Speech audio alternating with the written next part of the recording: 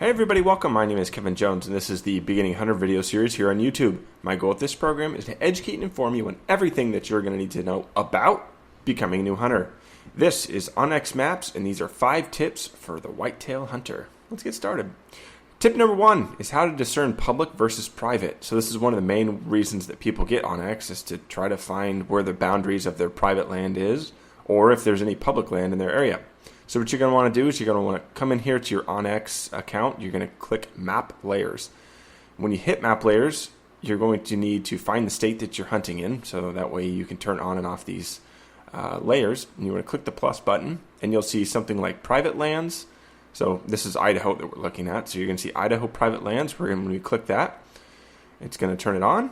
And then you'll see these things that just popped up in the map of all the private land boundaries.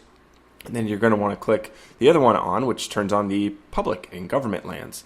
So that's how you do it right there. Easy as that. Public versus private. Tip number 2, terrain. So usually when you log in, it will be on satellite view. So again, we have our public and private turned on here. So on here in the bottom right, you'll see this little box right here that says SAT. So right now you're in satellite view. When you click that, it pulls up the 3 options that you have. You have satellite, which is where we're at right now, you can see. And then you have you have satellite, and over here you have topo, which is your topo map. When you click that, this will make it really easy for you to see like where all the terrain features are. And then hybrid, which this is what I use the most, which is a combination of both. So you get satellite and topo. This will be really helpful if you're looking for a high spot or a low spot, maybe to hang a tree stand or something.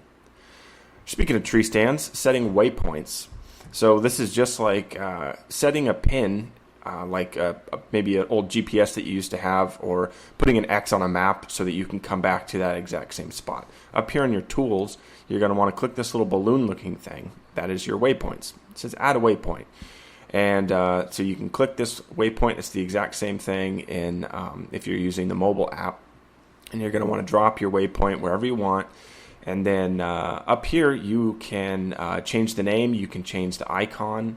So let's see, for our name, we're going to give it a really cool name. We're going to say this is deer. You say you saw a deer up here. Over here, you can toggle between tree stand, food plot, ground blind, scrape, anything. Like literally, you're going to have so many options that you're never going to have the chance to use all of them. But it's good. We're going to say this is a doe. There's our doe right there. And then when we scroll down, you can choose the color. We are going to make this a green doe. And you scroll down, you can even add notes, photos if you have a picture of said green doe before. And then you hit save. And what it does is, boom, there's your green doe. So now you will always be able to come back to that green doe. This is really helpful when you're scouting, maybe preseason, you're checking some fields and you're maybe seeing where these deer are. You'll be able to keep an accurate representation of where you're finding them. Tip number 3 is tracker. Maybe this is tip 4. I already lost count. So tracking is so that way you can actually keep track of where you are and where you maybe will want to return to. You might be saying, oh, well, this sounds like a little bit of a government program to try to keep track of where I'm at.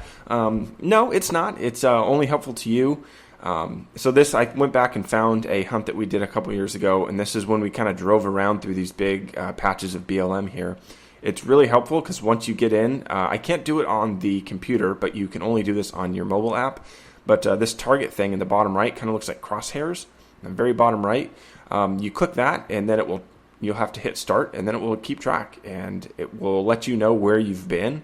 More importantly, how to get back out. So if you're looking to use the exact same entry points every single time to get to your maybe tree stand, you're going to want to use Tracker so that way you always know where you're at, even in the dark. Tip number 5 is how to save maps. So there's a lot of places that people hunt that you need to have maps saved. So what you do is you go over here to the right, and there'll be a feature that says offline maps. Really easy. You just hit new offline map, and this little green square pops up. And I always keep it just the way it is. You can name it. I never do. You hit save, and then it says, hey, we saved this, and you say, okay. And so see this green square? That is a saved map to your phone. You have to do this on your phone if you're going to be bringing your phone. All it does is save one little piece of this map to your phone, so that way you can use this even when you are on airplane mode. Super helpful.